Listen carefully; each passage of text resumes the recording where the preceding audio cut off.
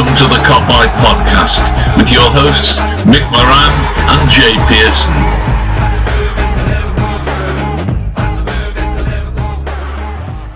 Hello everyone and welcome to the Kopite Podcast, and we've got a brand new show today called the Squad Number Show, but obviously for those that are watching on YouTube right now, you are actually seeing our faces for the first time, so thanks for joining us. I'm Jay and this is Mick. I'll do. So here we go, Mick, YouTube. Whole new world. Whole new world, mate. Whole new world. But lots of cool content for you guys as well. Yep. So this is the Squad Number Show. And what we're going to be doing in the Squad Number Show is we'll go through every shirt number that Liverpool have worn in the Premier League. And we're going to review sort of like every player that's worn the shirt with a little bit of testing of your knowledge as well, Mick. Yep. We'll see how you get on with that. And then you guys that are listening or watching, you can have a go at it as well. But obviously, mate, I'm only going to do the Premier League era because... Yeah. For obvious reasons. Because I'd be fucking useless in the 70s and I'd be like, whoa. It's true. But the thing is, there was no permanent squad numbers back then. Obviously, you'd have Kenny and Keegan, who was synonymous with the number 7. And you've got like David Fairclough, who was synonymous with number 12. And obviously, you've got Phil Neal with number 2. But we're not going to do that because obviously back in the day, 1 to 11 was determining your position on the field. Obviously, as the decades went, that changed. 93 was when...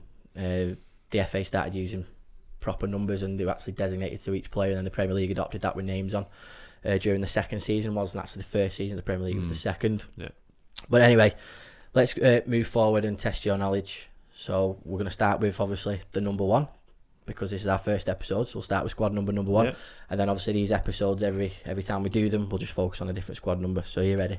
Go for it. Here we go, mate. Right, so in your opinion or your good memory, who was the number 1 in the Premier League for the first ever time for Liverpool? So it's got to be Brucey. It was Bruce Grobbelaar, was indeed. Signed from Vancouver in 1981. Won 6 league titles, 3 FA Cups, 3 League Cups and the European Cup. He won 58% of his games, 628 appearances. And actually, good fact, he kept his place in goal for 317 consecutive games as well, which is just unreal. It just shows how good Brucey was. Yeah. But mate, what's your memories of Bruce?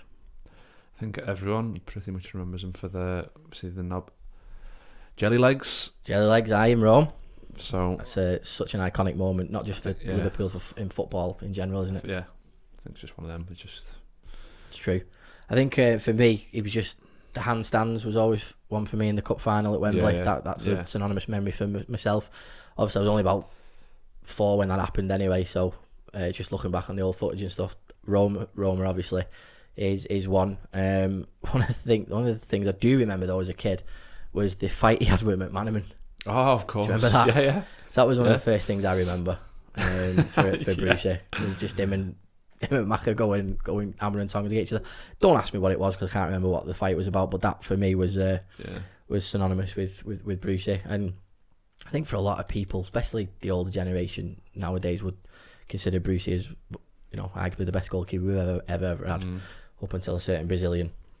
But we might come to him later, depending on your memory, lad. But yeah, I think he was synonymous in the 90s, wasn't he, with the court case, which he was not guilty for, obviously. His last full season with us was in 93-94, and he'd lost his place to another goalkeeper, and then he went on loan to Stoke, but then he came back, obviously, in February 94, and then after that he left for Southampton. But in your opinion, what do you think Bruce's legacy is at Liverpool? I think, like you said, like the older generation, he'll be considered one of the best. But I just think that you can see it when he's a pundit on TV. You can see that the character he is. Yeah. Like that story where he's like when he went and pissed on the goalpost. And even if you've never seen him play and you just saw that, you'd be like, well, what a character. So you can imagine that. Yeah, magnified definitely. In the dressing room. You can imagine him be a huge character. Yeah. In and around the players. So I think it was so important for Liverpool to have that type of character in the dressing room because there's so many of those types of people in the dressing room, and his story and his backstory about going to war and all that sort of stuff. Of course, his book is incredible, and I encourage anybody who hasn't read his book yet to get out there and read it because it is such a good read. It's one of the best football books I've ever read. It's on my list, that one. Yeah, definitely, mate. As soon as you can, get on Audible. It's great. Watch it, read it in the car. But I went to the Empire a couple of weeks ago to watch a show with Bruce, and the stories were just absolutely fantastic. A lot of it's in the book, so I won't spoil it for those that are going to buy the book. But yeah, Bruce Grobbelaar for me is up there in my top 3 goalkeepers who've ever played for Liverpool. He's unreal. So obviously I said that he'd lost his place to another goalkeeper.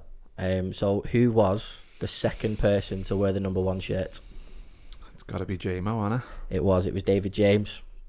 We signed him from Watford for that was like too seamless, that, because how good I got that, and then you were like, but hey, you know what I mean? It's all YouTube, babe. It's not like we haven't rehearsed it or anything like that, you know.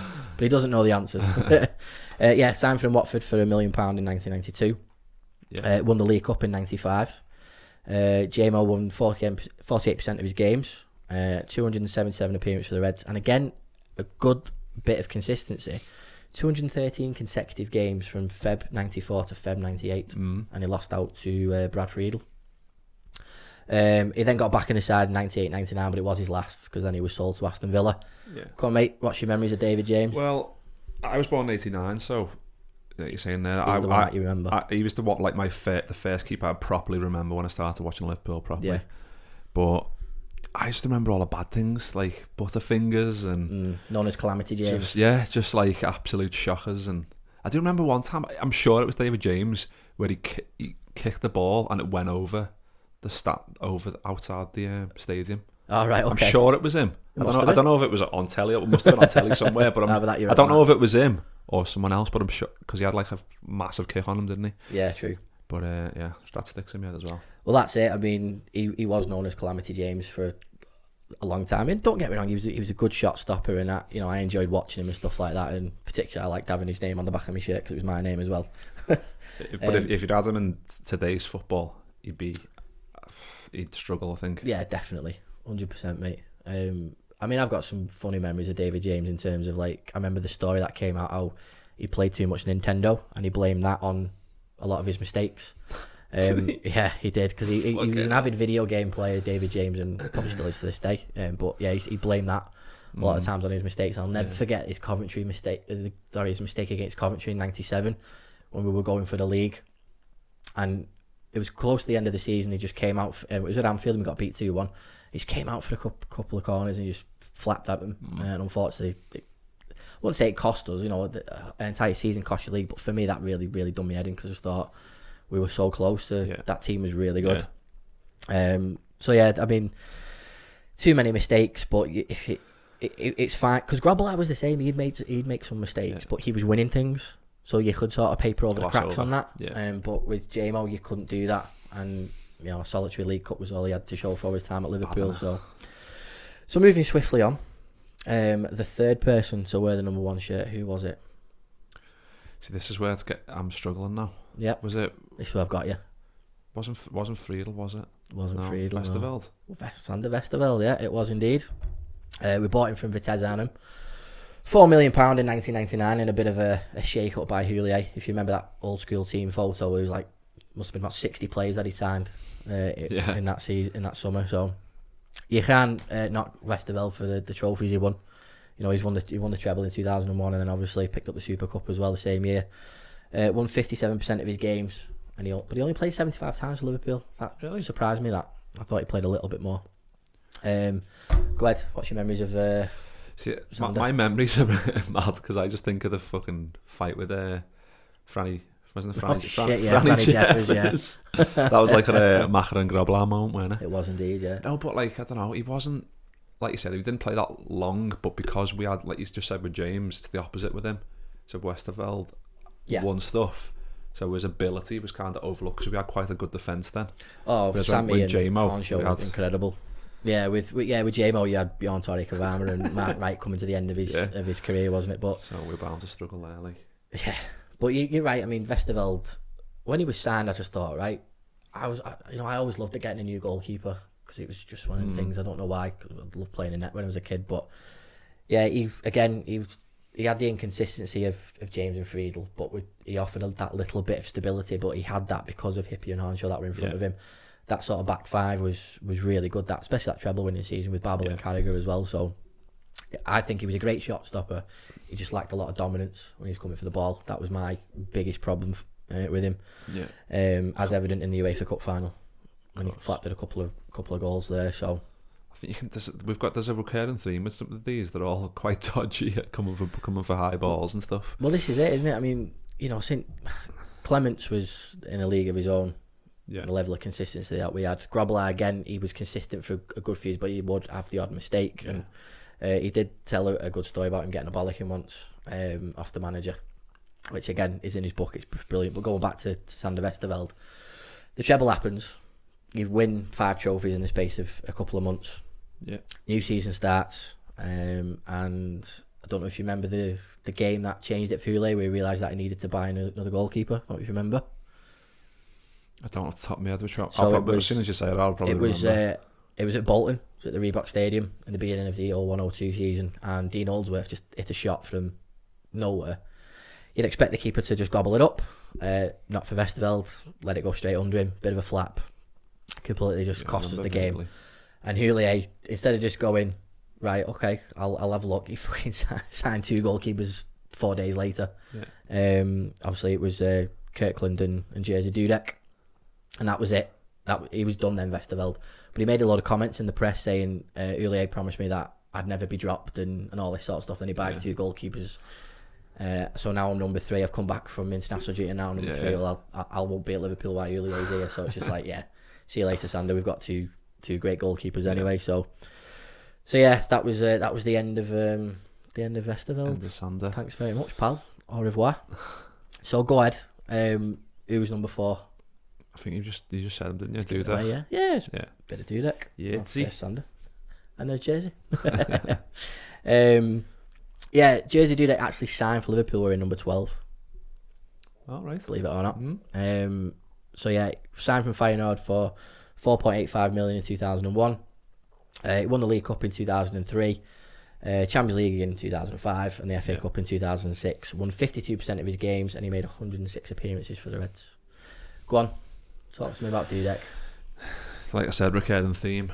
Another very limited goalkeeper. Yeah. It's like made saves look better than they should have. Like if you think of someone similar now, I think of Jordan Pickford. Makes the ordinary look just like he makes them look more spectacular than they are. What you're saying, yeah. There was saves. I remember he's just like, "What are you doing? Just fucking catch them!" Like you think of Alisson now, you just gobble them up. Of course. But you just think of obviously AC Milan, that save from Shevchenko, the rebound.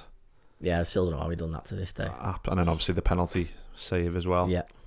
But that save against the Shevchenko, the rebound one, that'll go down Liverpool. Absolutely. Pure luck, but people say that about Alisson now being in the right place at the right time. Yeah. Well, it was pure luck. I mean, you look at the still images. He's closed, like, hasn't he? So what the fuck just happened? But that's the thing. I mean, he had a torrid debut. We got beat 3-1 at Anfield. I think it was against Aston Villa or Charlton on Dudek's debut. But then he did have a good level of consistency after that. Lost his place to Kirkland after his mess ups against Diego Forlan and Man United, which everyone obviously remembers him for anyway. But then gets back into the side, and then he gets injured again, and then that's in the period in 2004 where Kirkland has those 2 months between the sticks. Yeah. So Dudek had a couple of footballs against Charlton, but then Kirkland again, dogged by injuries, gets injured again. But then the Paul's back in, and then he keeps his place then for the rest of the season. Obviously, that's the Istanbul season. And yeah, we can never forget what Jerzy did for us in that final. He'll forever be a hero for that. And that's for me. I don't hate on him as much as what other people probably would, because for what he did in Istanbul, he's half the reason why we won the European Cup. But then it glosses over. It does. The limited capabilities. Exactly, but we all knew in the back of our minds we still needed another keeper, didn't we? And then the funny thing about Dudek is that even though he played in the final, he knew in February that he was going to be number 2. We didn't, but Benitez already signed Pepe Reina in the background before it became official. So Dudek then spends another 2 years sort of warming Liverpool's bench. His last appearance was against Portsmouth a couple of weeks before the Champions League final in 2007, and then he buggers off to Real Madrid to try and get first team football. That still baffles me, that one. I don't get it. Still baffles me. Don't get it. But listen, if Real Madrid are coming in for you and you want, fair play. It's on your CV then, isn't it? He was off anyway, so regardless, so why not pick exactly. Exactly. So he was number 4 to wear the number 1 shirt. That makes sense. So he was the 5th person to wear the number 1 shirt. This is where it's getting hazy now. Yeah. This is where it's getting proper hazy. Go I said it was getting hazy before, it's getting fucking hazy. I think now. you'll get this. I think you'll get it. Cavalieri. It is Cavalieri. It is. There he is. Yeah. Sorry about the Westerveld one before. I couldn't be bothered skipping him before. Fuck him. Just for talking crap. Yeah, Cavalieri, the 3rd ever Brazilian to play for Liverpool. Signed for $3.5 million from Palmeiras in 2008. Won 60% of his games, but it was only 10 games. So he could say he's got 10 games. Yeah. So he's got a 60%. They're all cup games, I imagine, as well. Yeah. A couple of league games. Yeah. But then buggered off in 2010. Yeah. I'll be honest, not got any frigging memories of this kid. Okay, let's move on. Yeah, let's move on. Yeah. Move on. Warm the bench. Correct, yeah. You're never going to get ahead of Pepe Reina unless his head falls off. At that point in time, anyway. Correct. No chance. So go ahead. Who was the 6th person? How long was he there for? Just trying to place it in my mind. So 2008 he signed, and then in 2010 he left. So who was next? It's Brad Jones. It is Brad Jones. I tell you what. I am fucking smashing You're it. dogging yourself, but I'll catch you out at some point. You will do. Maybe number 2. I might get you for number 2. But yeah, Brad Jones signed for Middlesbrough in 2010, obviously to replace Cavalieri, and signed for 2.3 million. Won 55% of his games, 27 appearances. Go on, what do you think of Brad Jones? What do you think about his time? How would you sum it up? See, that's a difficult one because he didn't play that much, did he? I remember he had some good League Cup appearances, but nothing really stands out for me. I knew he was a good backup, who we could rely on. And wasn't there a spell he was in we had like a cup run or something? Yeah, so I think... I know you've got the stats there, so... No, I've got it, mate. I'll rely on you. No, sound. Well, I mean, I've not got this written down, but for me personally, for memory-wise, 2011, 2012, I think it was that kit anyway. Yeah. Obviously, that's the photograph of him in the FA Cup final. FA Cup semi-final against Everton. Course, yeah. So obviously he played that, but the reason why he played is because Reina was injured. Yeah. But the other backup goalie, Donny, he was suspended because the week earlier, Reina had obviously got injured, so Donny had to play in goal against Blackburn at Ewood Park. Donny comes out, fouls, and gets himself sent off. Yeah. Brad Jones has to come on, and his first thing to do is save the penalty. Of course, he does, yeah. And then we ended up winning the game 3-2. So Brad Jones is a hero, and then everyone knows he's playing in the semi against Everton. But one of the things I loved personally about that moment was he saves that penalty and then he immediately points to the sky because his 5-year-old son Luca had passed away a few months earlier, which was so sad. Heartbreaking, that. Oh god, yeah. So I just thought that was such a cool moment for him because his family were from Liverpool, so he's had this thing for Liverpool all of his life and to play for the club and to come on and have that moment for it, I just thought was so fitting. It was just absolutely brilliant for him. He didn't go off straight away. He sort of stayed for a while. Brendan Rodgers actually rewarded him with a new contract, and he played 15 games in 2012-13. So he was in and out of the side with Rodgers. But then when we signed Mignolet in 2015, he was off because Mignolet was obviously Brendan Rodgers signing, and that was what he wanted. He left for Bradford, but then he actually had a really successful spell with Feyenoord. He did, yeah. Ended up winning the league. I think he got Player of the Year or something, which is just brilliant. So fair play to Brad Jones for that. Smashed it. He did. He's still not our best backup though. We've got our best backup at the minute. Yeah. Good old Adrian. And we'll get to his number eventually. Right, so come on then. He was the 7th person to wear the number 1 jersey. It's getting more hazy now. So what year did he leave? Brad Jones? Yeah. 2015. It's not a Tangi, is it? No, he'd gone. He'd been and gone by then, yeah. So wasn't him. He wasn't. I was hoping. Yeah, obviously, I was hoping it weren't. Yeah. To be fair, even if it was that scumbag, I probably wouldn't even put him in the list. Yeah. Not even worth talking about. No, go ahead, tell me. Are you sure? Yeah. Ready? Oh, of course it is. It's Loris Karius. Of course it is. He was the next number 1. So he was signed from Klopp's old club, Mainz 05 in 2016 for 4.7 million.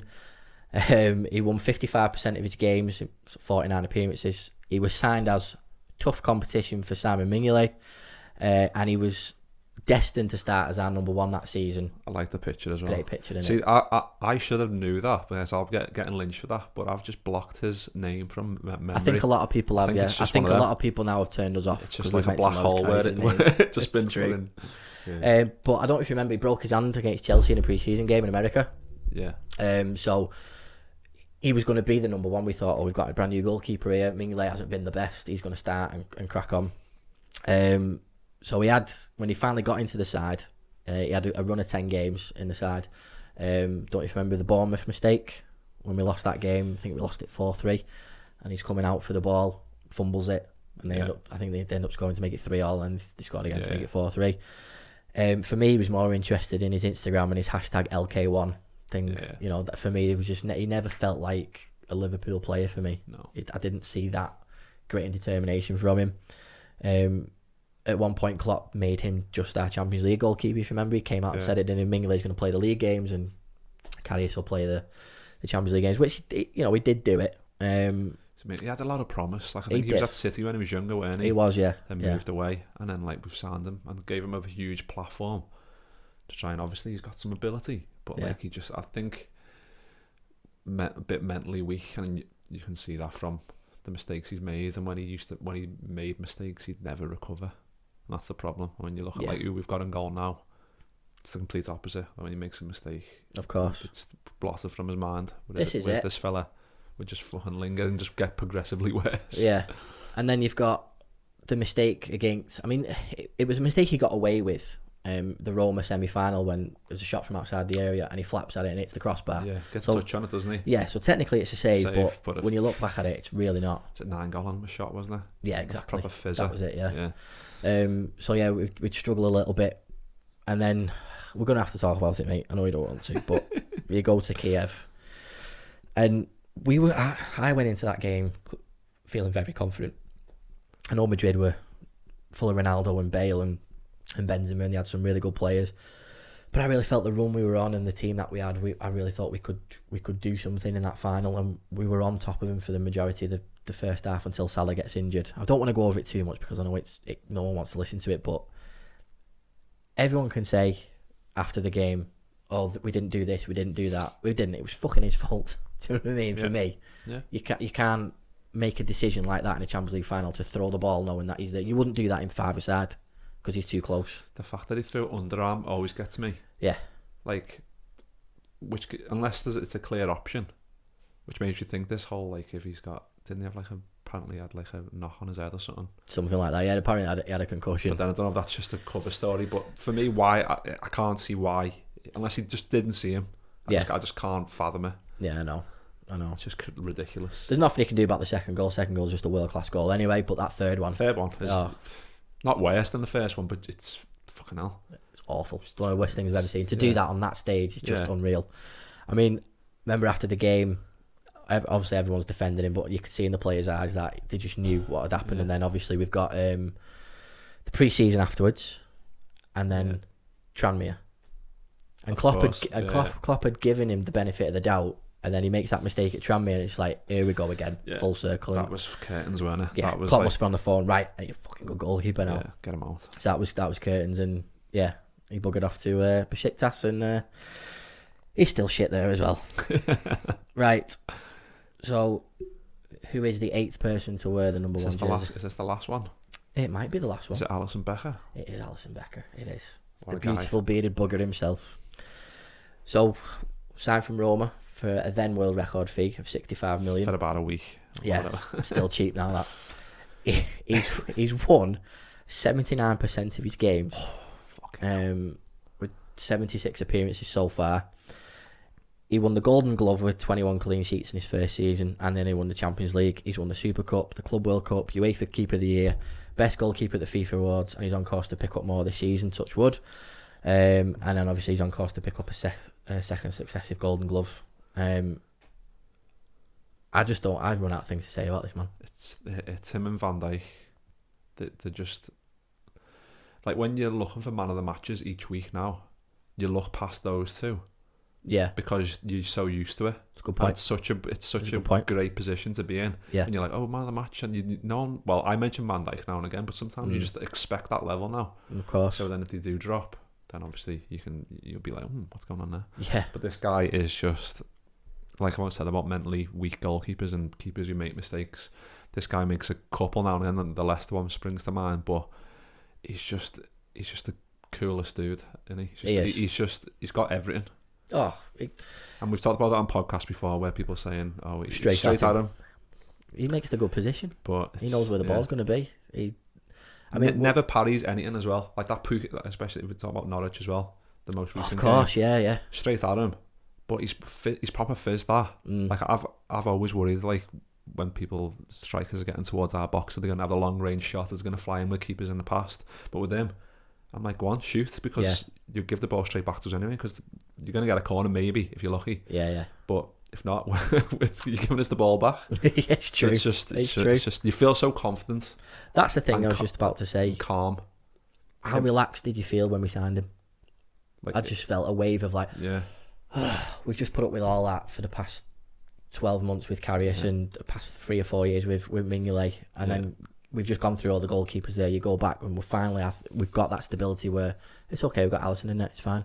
Oh, wait a minute, Van Dijk hasn't got his usual partner at centre half, it's fine, we've got his other partner at the back. He's just ridiculous. It's unreal, and I think we are very, very blessed to have in between the sticks, and long may it continue. He's still a young keeper, and hopefully he continues to win everything at Liverpool, so he doesn't have to go anywhere else. The thing is as well, he just comes from a family of goalkeepers. His brother's a goalkeeper in Brazil. His dad was a goalkeeper. His mum played handball and she was the goalkeeper. His granddad was a goalkeeper. So it's proper rooted in their family, blood. you know. So it's brilliant, and yeah, the beautiful bearded bastard is just there's nothing more we can say about him, really, is there? There's nothing more we can say about him. So to be fair, mate, looking back on all those, you actually did quite well then. I did. You did quite well. Yeah. You didn't really suffer on any of Apart them. from mentioning Atanji's name. Yeah, you mentioned Atanji's name. What number was he? I think he was 31. Oh, he was. So we'll get to that. Yeah, eventually. the other one in there. Yeah, we'll get and that. Karius, eventually. obviously, I forgot that one because I fucking didn't want to remember it. Exactly, it's fine. So, who would you put of your top 3 to wear that number 1 jersey? So for me, it's definitely Alisson. Yeah, Alisson is your number 1. Without doubt. Oh, it's difficult.